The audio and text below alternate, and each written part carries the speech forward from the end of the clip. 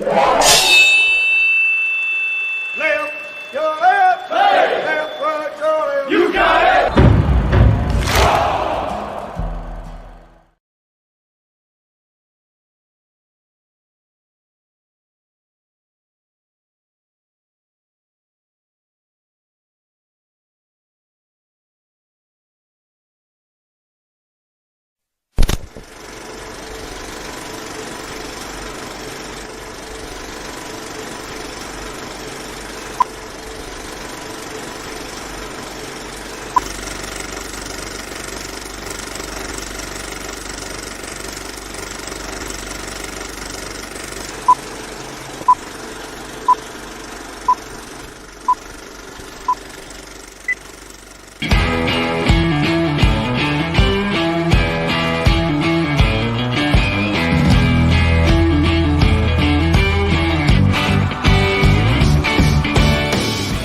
Veteran, first responder, or a patriot looking for a place to put your skill set, your thoughts, and/or want to help continue the mission?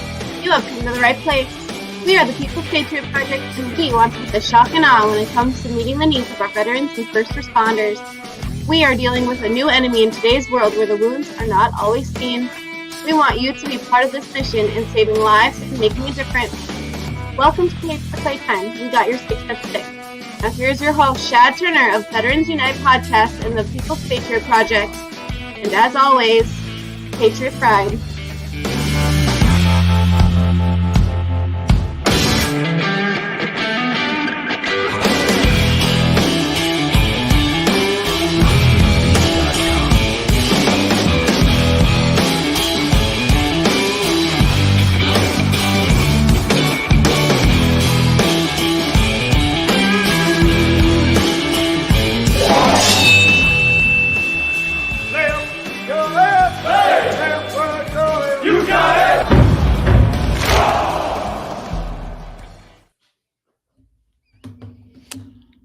Hey, welcome back, everybody. Welcome back to another episode of We Got Your 6 at 6. I'm Shad Turner with the Veterans Unite Podcast. And as always, we've got Mark Peterson and Andrea Eichmann from the People's Patriot Project. And tonight, as always, we've got a great show for you. We've got Dr. Byron Davis from Dogs of War Outdoors. And I can't wait to get into today's show and let you guys see what he's got going on. But first, we do what we do every show. We got to start off our episode with the Pledge of Allegiance. So if you can stand, please stand, take off your hats, and let's do the pledge. I pledge allegiance to the flag of the United States of America, and to the republic for which it stands, one nation, under God, indivisible, with liberty and justice for all. All right, there we go, boys and girls. Guys, what's going on? Man, I don't know about y'all, but I have had a grueling week this week. And I told y'all about it before the show, and we're just going to leave it at that. But as a result of such a grueling week, I also have a confession to make to you guys and an apology at the same time. Because I've been just slaving away like a dog basically all week, I've had zero time to process any shows lately. So I want to apologize to the People's Patriot Project, to all you fellow faithful listeners out there that like to listen to this on a podcast, because I have just been grinding away and have not had time to do what I need to do on the background to get the show out into the podcast realm. So sorry about that, guys. I am going to be doing better going into next week because I'm telling myself I'm going to be doing better going into next week. So there you go. Up here. I'm telling you, it's all mindset, man. It's all mindset. And Mark muted himself. Oh, you're muted, Petey. 3, 2, I don't know. We're not. I know I'm muted. I am dealing with something else. It's like we see his mouth moving, so it's like, is he talking to us? What's going on here? But talking again. So, Andrew, how have you been? You know what? It's thank you so much for that, Shad. I am seriously, like, when I check in with you, concern is first, but I knew you were Mhm. busy. And so I just can't even imagine. When you say working like a dog, I have a Yes. couple dogs and They don't work they're very not hard. working very hard. Okay. People Well, who let's put lay it this way. around eating food, farting. Okay, so my wife and her family are not of this country. Okay. Mhm. So they have a different mindset when it comes to words that they'll use that here are not politically correct. So they say I work like something else, but we won't say that on the show. And I look at him and I'm like, all right, look, yes, I am busting my ass. Sorry, Josh. I am busting my ass trying to get this job done. But there's a difference between the people that do it because they have no other choice and the people that do it because that's how they want to stay physically active, mentally sharp, and being able to be more capable. Because once I get into the routine of sitting behind a desk and not doing Mhm. anything all day long except for this on a keyboard, that's my downfall. And I don't want that. I mean, yeah, I'm sore. My hands hurt from gripping, grabbing, ripping everything. But you know what? It feels good.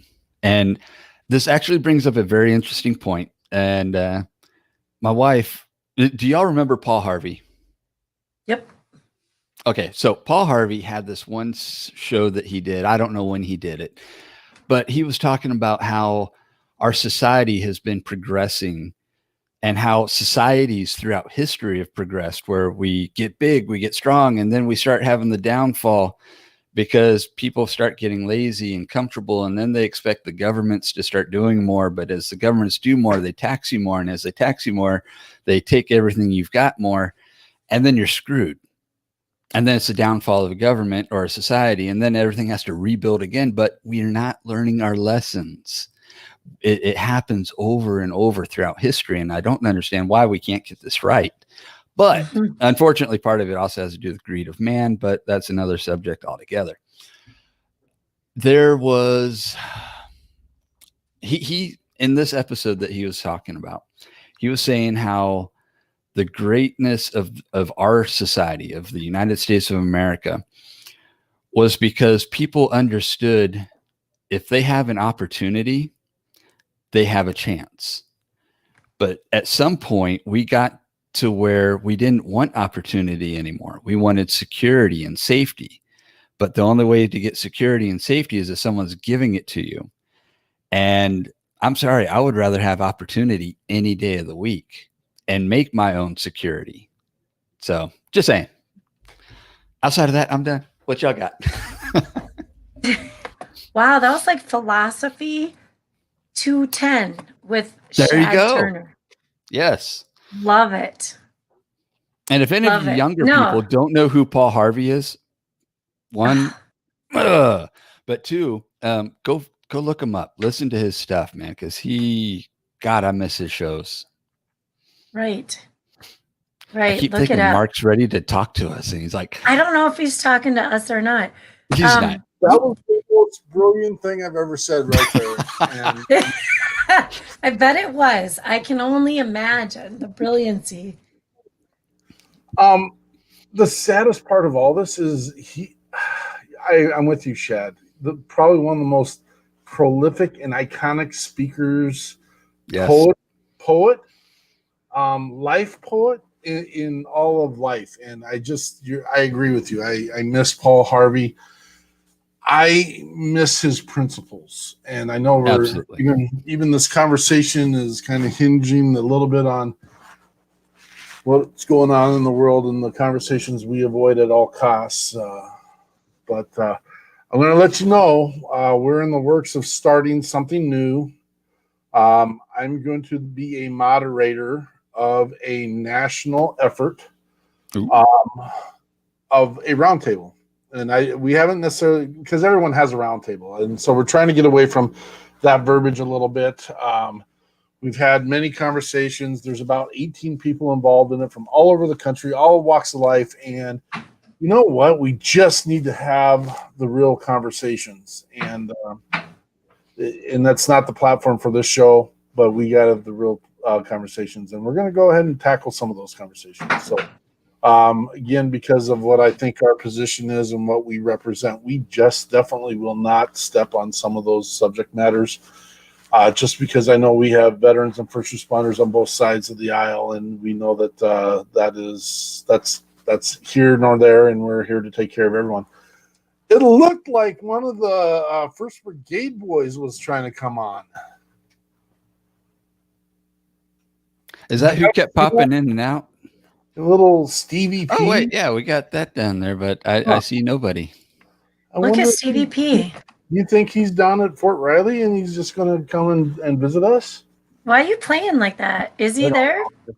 I don't know. Maybe he's going to come on camera. Oh my goodness. DVP, one of the First Brigade boys. Look at that. So awesome. Yeah, okay, go away now. Dad's going to get all weepy. Not be able to control myself during the show. So, yeah, Steven's here for 24 days up from Fort Riley. Oh, damn. He's given up the fisting for 24 days. So wait, he's giving up the what? I'm sorry. No, I thought I heard something there. a forward observer, which is called a fister, and I Oh, that's what I. Thank you for clarifying that. so awesome. So thank you. Yeah, no, it's you know what? The Army would never take anything too far, would they?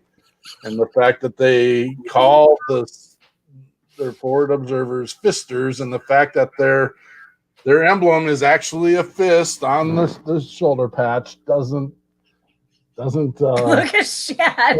Shad. Do you have some coffee or something? I'm good.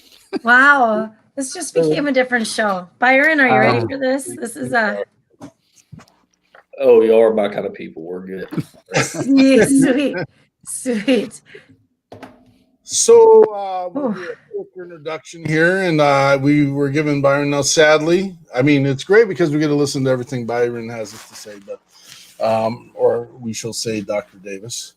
But unfortunately, we had a last second dropout, and again, people get busy and aren't able always to accommodate. This is a crazy time of year. I can only imagine what we're going to see in the next couple of weeks, and we know our musicians who come on faithfully, gratefully, and we know they're busy, and so we don't fault them for it. We do like giving and offering some of the music tastes and flavors. We will be playing some of the music from our Give Tuesday night, and just because, and I don't know why I need to have a disclaimer, but just because we play who we did play tonight doesn't mean we don't appreciate everyone that showed up, and we love all of them. And what an amazing job and effort they did in our part or for us.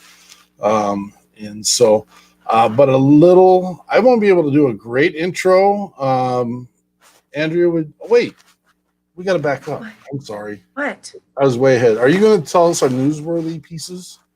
Oh, you want to know? Okay, so I did some studying again this week on what we have coming up, and this whole 2-screen business, this is something. If your mouse would just work with you. December 15th, you guys, we have Bill of Rights Day. The conventions of a number of the states having, at the time of their adopting the Constitution, expressed a desire in order to prevent misconstruction or abuse of its powers that further declaratory and restrictive clauses should be added, and as beneficent ends of its institution. And as of extending the ground of public confidence in the government. These are words that, I'm sorry, they're a little hard to say. Okay. And as extending the ground of public confidence in the government will best ensure the beneficent ends of its institution. Thank you for the Bill of Rights. Today we celebrate the addition of the Bill of Rights. Not today, the 15th. December 19th. And we have a friend who's very involved in Wreaths Across America. She's out at Arlington putting up wreaths right now everywhere. PD, I was going to have you get a picture of her son's truck that always delivers. But Wreaths Across America, every December on National Wreaths Across America Day, our mission to remember, honor, and teach is carried out by coordinating wreath-laying ceremonies at Arlington National Cemetery, as well as at more than 2,100 additional locations in all 50 U.S. states at sea and abroad. So, Jill, if you're out there listening, shoot, I love that Ben's truck delivers those wreaths to Arlington. What a great story. That was all. That was it for today, or for this week that I came up with. We did have a little Saturday event. I do want to just kind of do a quick shout out for we had the classic every year Army-Navy game. And I don't think any of us can be upset with the outcome of this game. Am I correct? No. Got my vote. I saw your post, so I feel like the answer you're looking for is, yeah, it's okay. Whoever wins, wins. Well, the Army took a defeat, but you know what? It is, and I will say, and again, we're towing the line here a little bit, but it is definitely a game where no one is going to take a nil for the flag, and everyone is there for the same purpose and cause. And the great piece is everyone on that field is willing to die for all of ours. And Chad's got something. Yes. Okay. I'm sorry. I was busy all day Saturday. What was the score? I totally missed out. Whoa. And normally I see like 20 million posts across Facebook from all the different veteran groups about, yeah, go Army, or, oh yeah, Navy. I did not see a single post. So what was the final outcome? You didn't see. Well, Army won. That's all you need to really worry about. I believe it was 15-0. It was 15. 15. They're killing me, man. They're killing me. Coming from the world of football myself, I'm amazed that these guys can put together a program, and the fact that you got to realize all those guys still have to make their qualifications for their person, their height, their weight, and their PT scores. Granted, they're athletes, but so what that does is that throws out your 300-pound lineman, because a 300-pounder is not going to make it into the service. It is part of what it is. And unless I think you have to be like 7'11" and a half to be able to weigh 300 pounds. I don't know. I'm making that up. But so it's always impressed me that those guys can always compete at the highest level, and knowing that they go against teams that don't have to follow the same rules as they do. And they don't bitch, they don't complain, they get out there, they do their thing, they fight for, I got my thumbs, they fight for, put it in the comments, Josh, jeez Louise. We got to see your thumb comments. We got Stephen Cade online with us. Thanks, brother. Good, faithful friend, and Josh is busy giving me his thumbs. I love it. So Army-Navy game. And I apologize because I probably got Dr. Davis all excited, and then I said, "Oh, let's take a step back and do something different." Andrea, you got a brief intro that we can get for Mr. Davis? For Mr. Davis, well, I just want to say, and I mentioned this on Friday too, how so Byron Davis came across my feed, friends of friends or something. I don't know. I sent out a bunch of creepy reach out. We don't know each other, but we are friends on Facebook invites. But you know what? We have darn near the same mission and the same hopes and the same dreams for the future. And we just have different ways to going about it. And so I sent this letter. He was like, bam, Johnny on the spot, or Byron on the spot. And so just quick conversations about his background and what he's got going on and where he hopes to go. So, yeah, Dr. Byron Davis, Dogs of War Outdoors. Well, I am. Can you guys hear me okay? We can. Yep. I am a Marine Corps veteran, so I was a little disappointed about the Navy Army game. That's the one time you guys ever claim being in the Navy. I know you guys fight that all you can. But. We support our Uber drivers. We definitely. And as an Uber driver, I appreciate our security details. So they are off the coast. They will rock you if you try to get close to us. So I've seen what a Navy ship's capable of. Definitely not something I'd want to mess with if I was in another country. But nonetheless, I'm a Marine Corps veteran, served from 2008, 2012, and got out of the military. Started working on, of course, my degrees whenever I was in the military, and got my master's degree in 2015. Got into law enforcement in 2013. I'm a current law enforcement officer in Middle Tennessee, and recently graduated with my doctoral degree. We started Dogs of War Outdoors in 2016, but the idea came to me in 2013. I was in Afghanistan. I was working for Academy, which is formerly known as Blackwater, but I was working for them as a security contractor, and I saw a lot of the guys over there. Really humbles you whenever you're around guys that have they've struggled in the past. They continue to struggle, and that's all they really know. And really began seeing some of the ways that they were affected in terms of PTSD, and I wanted to try to find ways to alleviate those struggles. And the outdoors has always been my medicine. We shortly after getting back from Afghanistan, we came up with the idea in 2016, put it to paper, put pen to paper, and we started Dogs of War Outdoors 2016, and started taking vets and first responders on hunts, and it evolved into a nonprofit in 2018, and here we are today. That is awesome. I hear more and more and more about, so when we think about our ultimate goal, is that resort area, and we just really feel like sometimes you might want to go hunting, you might want to go fishing, you might want to chop wood, you might want to go for a run, but that outdoor activity is so important. Well, one thing that I'm sorry. No, you're good. Okay. One thing that really, we talked about it briefly earlier, but one of the main reasons why I went to get my doctoral degree is because one, I'm a military veteran. I struggle myself, and I'm also a law enforcement officer, which in and of itself the PTSD is very similar, but it's going to, as far as symptom wise, it's very similar, but you have more of a cumulative aspect, which is, when you're in the military, you deploy, you come home, the silent battle begins at that point, unless you continue to deploy, unless it's a career service. With law enforcement first responders, it's cumulative in nature. It takes place almost every single day, every single week, month, over the course of years, sometimes decades. And we really have people don't realize like how misunderstood PTSD is and how little we understand it as a country, as humanity, as a species. We really don't understand it. We really began studying PTSD. Of course, it's been around since the Civil War.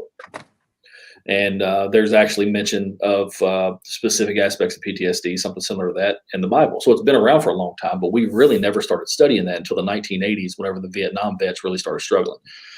And up until this point, it appeared that a lot of your doctors in the early 2000s, late 90s began just pushing opiates.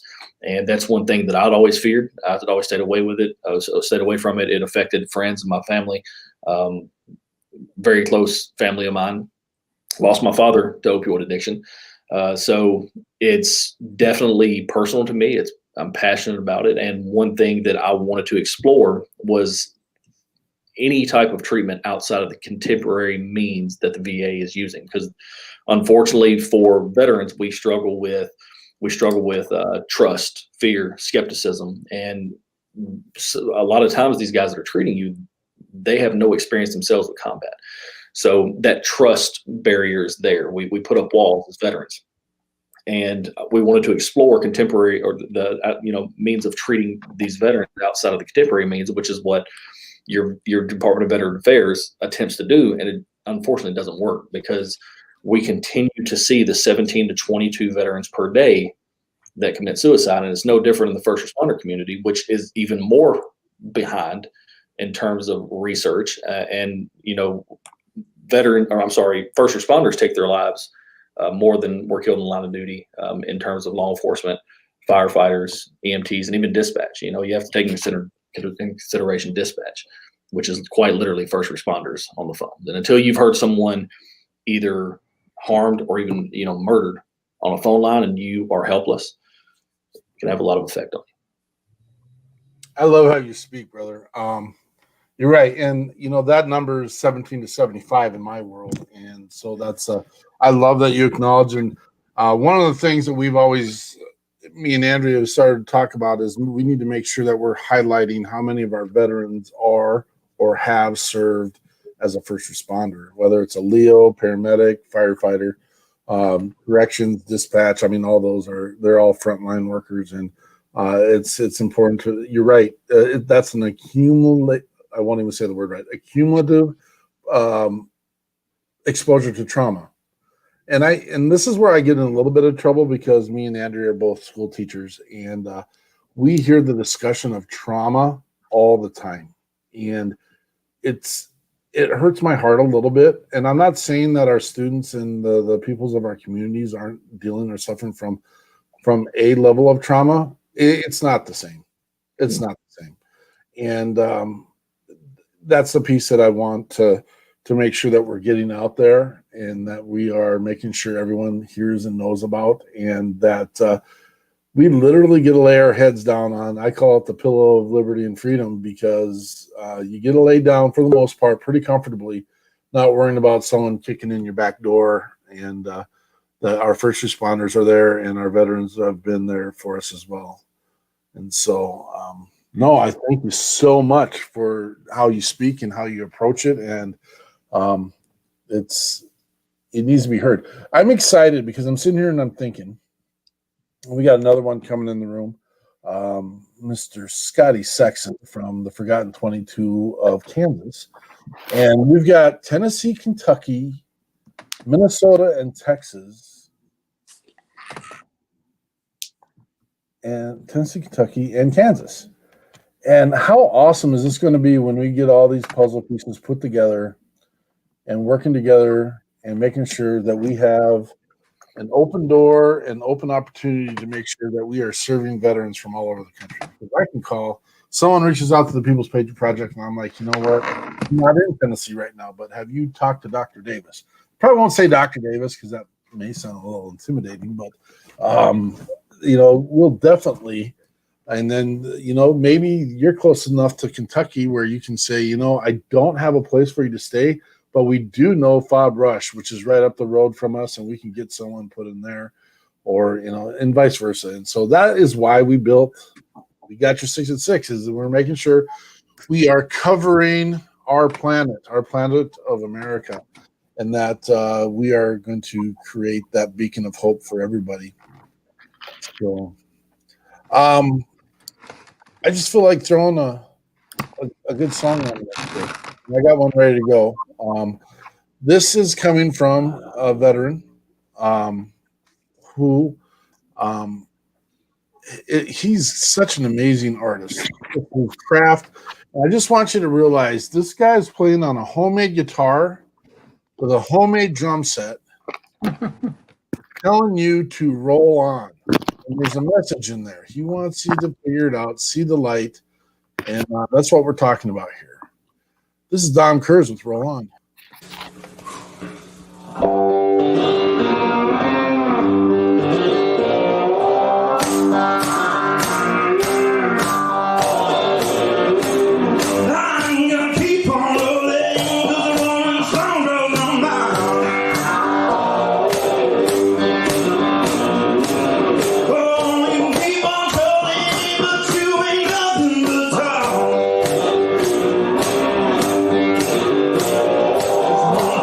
Time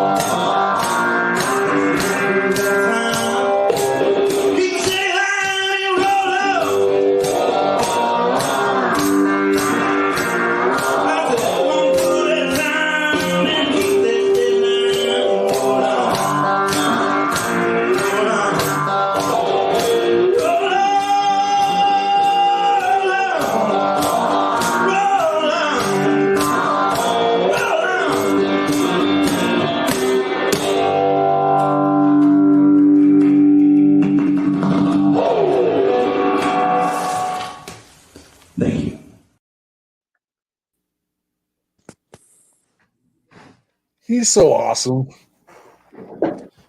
So 2 weeks ago, we put on a thank you for everyone that's donated the People's Patriot Project, and it was our Giving Tuesday event, and we had 9 artists on for the night, and Dom was one of them. He's been on a couple times. I think it was third time he's been on with us, which he's just always been so gracious. I did reach out to him after that, and I said, Dom, I really want that to be our startup song for the show, and is there a way we can get just the instrumental out of and get your amazing voice? I know that's got to be kind of a humbling conversation, I guess, now I think about it, but he's like, yeah, you got it, brother. We're going to put that out there and we'll get it for you. And so we are going to be throwing that on the front end of our broad vlogcast. And so amazing gift and amazing people that come and support us. And we always say thank you. I don't think saying thank you is enough. And so hopefully someday we get to give back to these guys that have given us so much. So, Dr. Davis, tell me specifically about your mission, what you're getting done, what you got going on, what's in the future, how can we help you? All these. I have one more question to add to that. Mhm. Okay. I probably missed this, but where exactly are you at? Middle Tennessee. I'm about 20 minutes south of Nashville. Okay, gotcha. So what we want to accomplish is, like I said earlier, we want to go outside of the contemporary means of treatment. It just doesn't work on veterans and first responders. And one of the primary reasons why those contemporary methods do not work is because we don't trust. It's very difficult for us to trust. You have law enforcement out here where we're being shredded in the media. So it's difficult for us to trust anyone. It's even difficult for us to have conversations with people on the street because we think that, possibly they may be out to get us or whatever the case, or someone may be trying to hurt us. Then you got veterans on the other hand, which is taught since day one that one of the primary rules of combat is trust no one, and you only have those that you're surrounded by in a hostile environment that's going to be there for you, get your back. So we wanted to implement forms of treatment that would assist veterans with camaraderie, comfort, and adrenaline. And that's kind of our theory. It's the theory that we've developed as an organization. There are 3 things that veterans and first responders need to stay alive, to not end their life. First one's camaraderie. It's something that we miss whenever we get out of the military or whenever we get out of law enforcement. We have those guys that we're surrounded by that are like-minded, that think like this. Then you have comfort. Whenever we're around those types of guys, whenever we're around other vets, whenever we're around other law enforcement officers, other first responders, we know we're safe. You've got my back, I've got your back. We're constantly aware of our surroundings. Nothing's going to happen that's going to hurt us or hurt you without us getting involved. And then finally, you've got adrenaline. Adrenaline is not required all the time. It's a very minimal part of what we need. Whenever we're in combat, there was a study that was conducted several years ago of I can't remember if it was Marine or Army combat units, but they took an entire deployment and took into consideration, on average, how long these combat units, these infantry units, actually saw combat. And it was a rather long, several months of deployment, and their total combat time was only like 7 minutes. So that's a 7-minute rush. Now, granted, you're going to have some units that are going to see combat a lot more in comparison to other units, whatever the case, but we don't need much adrenaline to satisfy us, but we need just a little bit. And that's what the hunt or the fishing trip, whatever the case, that's what that provides, is that adrenaline. But then you also have, someone mentioned earlier about, therapy with the equestrian side, going on rides, horses, hikes, whatever, anything that we can do in the outdoors that gets you out into Mother Nature, which provides the perfect medicine for everything. It's just relaxation. Anything that we can do in terms of that, our minds are always open. We're constantly looking to evolve. And one of the primary goals of ours is probably the exact same goal that you guys maintain, is to unite the fight. And there's actually another nonprofit. It's called Battle 22 that I follow on Facebook. The guy that is over that, his on Facebook is Chad Battle. And that's one of his main, I think that's his slogan is unite the fight. So that's our goal, is to get all of these organizations together to work as a team. And if one thing doesn't work, I guarantee you we'll find something that does. I love it. We talking with some of our marketing people and the people that come in, and they always know so much. And I'm kind of underhanded saying that. And I don't know that marketing people trained in marketing understand the plight of veterans and first responders as a whole. And it was brought to me, they're like, well, why would you get into this business with a saturated field? There's 2.5 million nonprofits across the country. And I'm like, well, 17 to 75 a day tells me we're not too saturated. We're not doing something right. And so, no, that's, and with that, we really struggled with a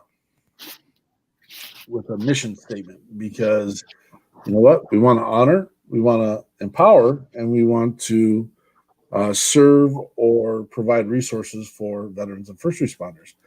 Well, that's the exact same mission statement all 2.5 million nonprofits have. And so that doesn't really, and I just recently, and you touched on it, and I just use it if you need to. And I say we get together, and I like unite the fight phrase, but we literally need to be the shock and awe in combating the silent and deadly enemies of our veterans and first responders. We can't, Josh, get ready. We got to stop pussyfooting around with this stuff. And you're right. We have to, the commodorship is, we need to build relationships with everyone that we're in contact with. It's essential to have that relationship. And that, you know what? That's a tough place to be, because I'll be honest with you, I'm dealing with one right now that we built a relationship with, and we're kind of getting burned by it right now. And it sucks. And I guess that's what being part of a relationship is all about. And we've all been in those sucky relationships. And I'm not saying this one sucks. I'm just saying it's not getting served on both sides. And we'll figure that piece out. It's important that we don't throw the baby out with the bathwater. And like Brian's got a little something he wants to throw out there. Go ahead, Brian. Working together. I got hit up yesterday or day before, and Andrea, boom, right there. Send it right up to her, because this guy's up in Michigan. Okay. Working together is the only way we're going to win this war. That's it. Okay. It's just that. I am so sick and tired of people saying, well, no. Dr. Davis, great. I'm going to hook you up with Jeremy Wallace. He does that in Kentucky. Awesome. The hunting and the fishing. So you guys can pull resources, right? This is it. As I said before, our goal, our plan is a little bit different. You're going to find veterans that are going to need us. They're going to need that 1 year of stable, that's safe, secure place to get their minds right again. That's our piece of the pie. Your piece of the pie is taking them hunting and fishing and the adrenaline stuff. I'll be honest with you, I'm done with the adrenaline. I've had enough. I'm good. But yes, working together is the only way we're going to win this. And only working together. Yes, I am coming to you live from Forward Operating Base Rush tonight. I'm going to be up here for the next week. Got a lot to do, and can't have any volunteers on the property because we don't have enough insurance. Now, what if those volunteers didn't give a rat's ass and they said, "Hey, we're veterans. We can go to the VA if we get hurt." Yeah, I think my attorney would have a condition. Liability for. I was trying to throw out an option. Is there a waiver of liability that can be signed, Brian? I have, look, any waiver anybody signs, right, is just about as good as the toilet paper you use. Well, I get that. Any decent attorney, especially these guys that chases ambulances, they love tearing those to shreds. Yeah, the world we live in. Yeah, it's the world we live in. I got a question for you, Dr. Davis. Now that you got your doctorate, are you planning on practicing full time, and you're getting away from law enforcement, or are you trying to be like the psychologist for a department or something like that? Well, I think one of the primary reasons why I went to get a PsyD versus a PhD is because a PsyD is more hands-on.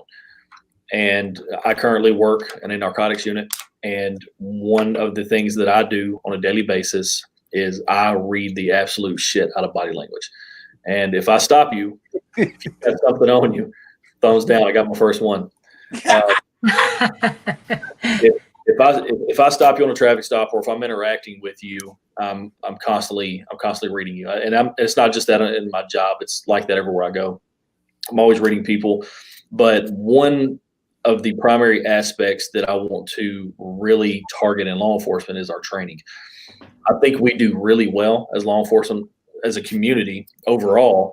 We're getting shredded in the media right now, of course, but one of the things that we do well is we are actually rather they have our reins pretty well. Now, if you take into consideration that we interact with almost 100 million people in the United States every single year, and less than 1,000 are shot and killed, that's pretty damn good.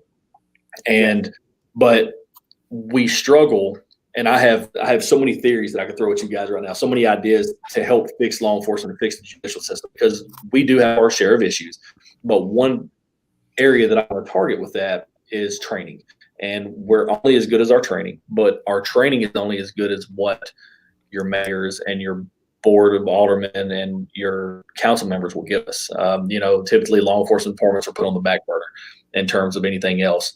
And that's one aspect we need to get over with that. But on the other hand, I want to, that's while I'm doing this, I'll probably do this for another 5 years or so. And that's actually boots on the ground. Someone come to me and say, hey, this guy's an expert in the field. He actually goes out and does it. There's very few doctors out there that still go out and get in the shit.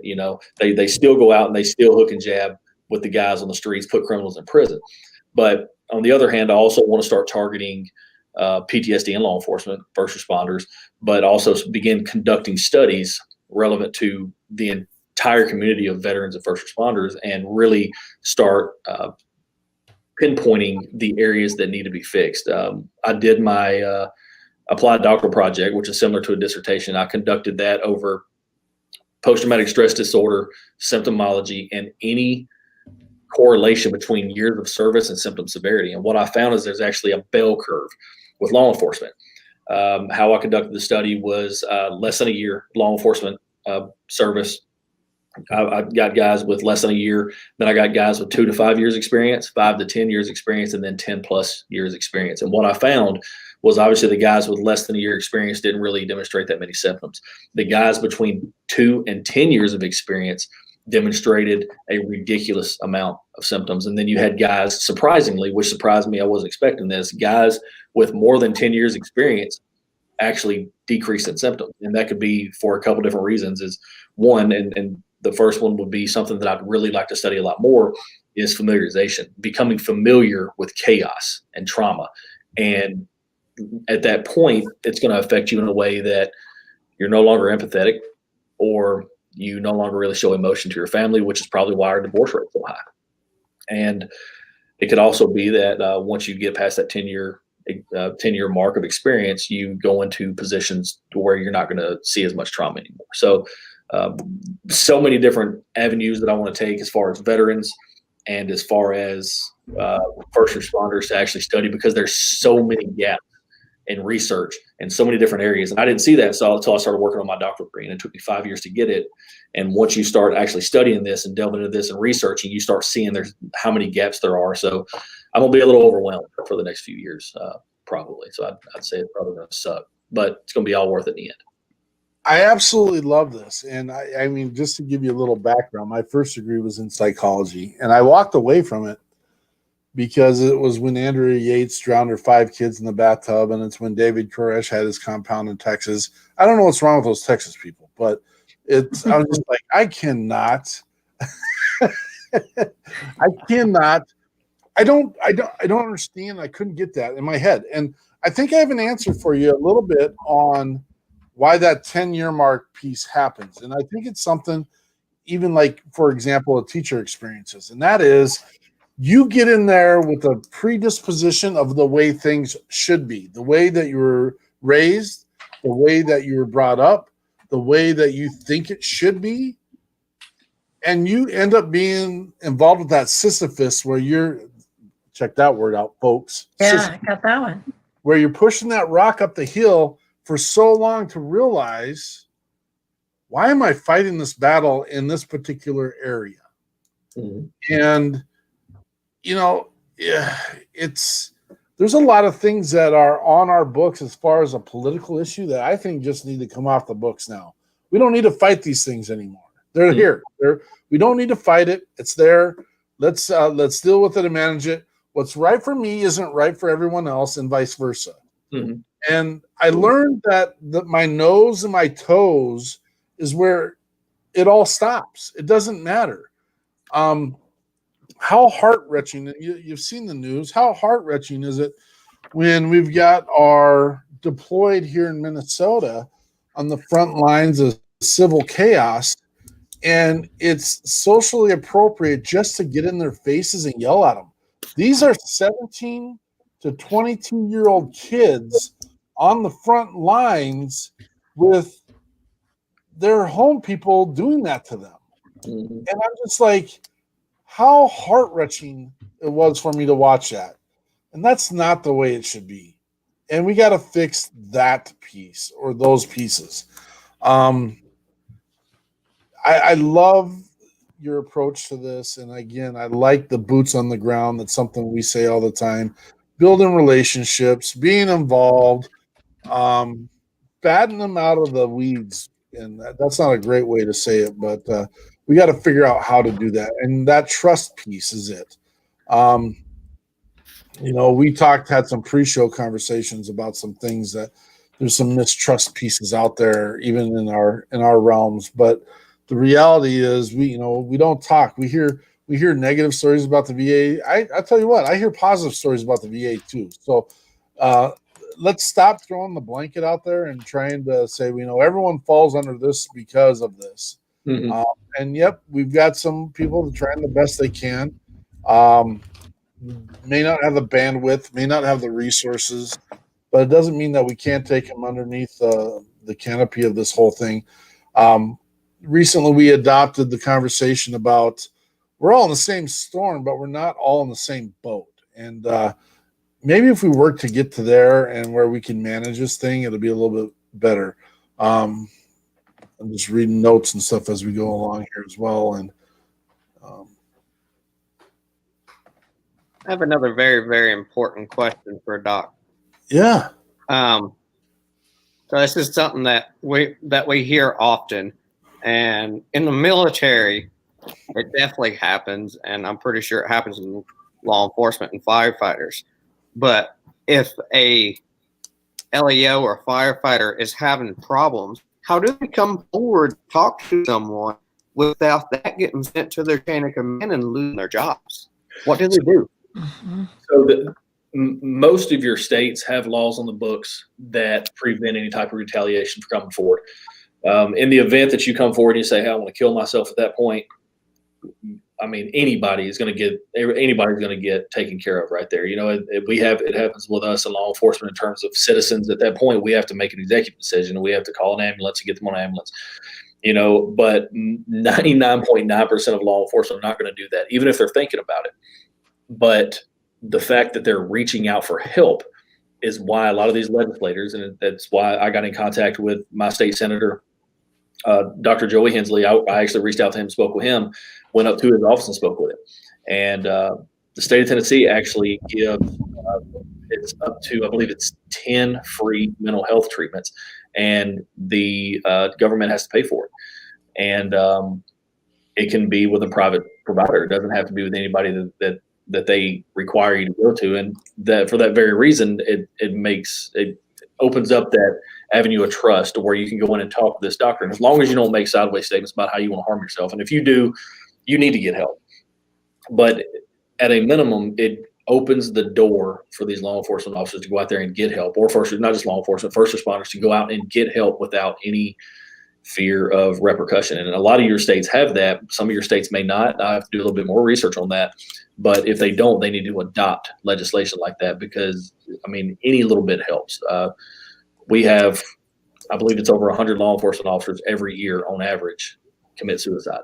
And that's more than those that are killed in the line of duty. And that's unacceptable. So that's something that all of us need to look up and see what the regulation is in our own states, and then reach out to our legislators. Is that basically what you're saying? Oh yeah, reach out to legislators, push this issue to where you can have, and if you really want to think about this, and we've kind of talked about this with Dogs of War quite a bit. If you really take into consideration, like as a law enforcement officer, I've worked a few. I've seen a lot of death. I've worked suicides. I've worked shootings. I've worked roadway fatalities. I've worked quite a bit of that. But one thing that we were actually talking about expanding into was trauma nursing. I worked a pretty bad crash one night, and thought the guy was going to pass away. He miraculously made it because it was on a motorcycle, and how he made it, I don't know, but he did. But I had to go up to Vanderbilt to draw his blood because we knew he was intoxicated. And until you've walked into a trauma unit as busy as Vanderbilt, you don't realize what those nurses go through. And they're walking around as though nothing is taking place. They're so composed, they're so calm, and they're some of the best medical workers I've ever seen in my life. And seeing that type of stuff that they see, it is the aftermath we deal with. We're the first ones on scene, but they're dealing with the aftermath, which is just as gruesome as what we saw whenever we got there. So it's very interesting on that aspect, and we were actually looking at expanding into that. Cool. I love that shout out, and you're absolutely 100% accurate. Our trauma care workers across the country see more than what we could even begin to fathom. And we thank you. We thank you. I don't think anyone ever thought, and again, we battle this narrative every once in a while where people say, well, you knew what you're getting into. No, sorry. Somebody's got to do it. And not everyone's meant to do it. And we're not asking you to do it. We're the ones but don't get upset at me when I'm having a moment, because I'm reflecting on the child that sat in a car seat along the side of the road as we were working on their mother. Mm-hmm. That stuff sucks. And I know you've seen it. I know others have seen it, and I thank you for your service, brother. I thank you for your mission. I thank you for your boots on the ground. I thank you for your commitment. I mean, the list goes on, and none of it's BS. Look at that, Josh. I held back. I didn't even throw it out there, as emotional as I am right now. But we have to take care of ourselves. There's that piece about, and I get it, being I've worked in the world of the Leo. I've worked in the world of a first responder. I've worked in the world of as a military personnel, and I get the mindset. I get the understanding. No one ever wants to look weak, and no one ever wants to make that phone call. Yep. And that's why I think and we'll get there. I don't think we have the blueprint fully set yet, but if we can have organizations that don't have to necessarily, I mean, there comes a time and place. I mean, if you're suicidal and you are showing a pattern that, I mean, we can all recognize that. We know what our brothers and sisters are doing. and again, I'm telling you right now, everyone on the platform, everyone, do your buddy checks, check your friends and family, make sure, just be that person, be that beacon. I just rambled there for a second, but the bottom line is we need to provide a resource that is accountable, but at the same time realistic, understanding, and is knowledgeable in the areas and spaces where these people have been before. And you know what? The only ones that can do that are the people that have been there before. So that's why the people on the screen are important. That's why the people on the screen can help you. So make sure, if anyone in our listening world right now is hearing this, make sure that you are reaching out. We've got 4 amazing organizations right here, and not to exclude Shad, but Shad is. We've been in the middle of a show before where someone reached out and said, "We got someone on the ledge right now," and Shad went and took care of business while we were there. And I'm not saying that to brag about Shad. I'm saying that we're capable. We're capable of doing this. And He comes running in late, and that's why. Right. He's an awesome dude. And even if I don't have the resource, or Dr. Davis doesn't have the resource, or you guys don't have the resource, we know each other within our network that we can reach out and help, but we got to know about it. It's true. We want to be that beacon. Brothers and sisters, if you're listening and you're having that moment, reach out. I mean, we've got within a state's reach right here now that I think about it, we've got, a solid 20 states covered within the 5 of us here. Reach out. Nothing to be ashamed about, nothing to be scared and worried about. At the end of the day, your job is to put a roof over your head, put food in your belly, and be safe. And if we can help you with that process, that's why we're here. So, somber conversation. We've got Dr. Davis's website up there. Reach out to Dr. Davis if you need in Tennessee area. We always have Forgotten 22 stuff, and don't say anything. I'm just having a moment. Project Die Hard stuff. I can't think on the fly very often. I didn't tell you. Holy cow! But if you are concerned for yourself, let us know. If you're concerned for a friend, let us know. I have 0 problems calling up or reaching out on Facebook. In fact, there's some people involved in our organization because I won't let them do the stinking thinking, and I've just straight up reached out to them. Hey, you okay, brother? A lot of times that's all they need. So we're at our 7 o'clock hour, or 1900 hours. We are going to end the show with an awesome song by an awesome young lady who it has nothing to do with what we were talking about, but it has to talk about the troubled pieces of sometimes our veterans and first responders get into, and our common folk, where we put or pile so much expectation onto us during this time of year.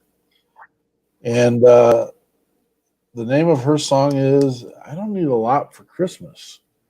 I want to remind you, if you're interested in being part of the post show, reach out to us. We're going to sit here and dialogue for as long as people need to dialogue, and continue to create bridges and opportunities to work together. We appreciate everyone that's joined us tonight. Thank you for reaching out to us. Thank you, Dr. Davis, for being here. Thank you, Scotty and Brian. Shad's always here. I'm going to thank him. And Shad, busy. We got you, brother. We understand it. Our foxhole, Josh Hunt, amazing. And we'll see you when the smoke clears. Patriot Pride, Jen Ford, don't need a lot for Christmas. Spend all of our savings on the bills. Maxed out all the credit cards on gifts for the kids. Use the same old decorations for the last 8 years. Now you're stressing by getting something for me. Don't need a lot for Christmas, just give me you. Don't spend all your money on high price gifts when a box on wire will do. We'll sit under the mistletoe, dance to Bing Crosby and Nat King Cole. Don't need a lot for Christmas, just give me you.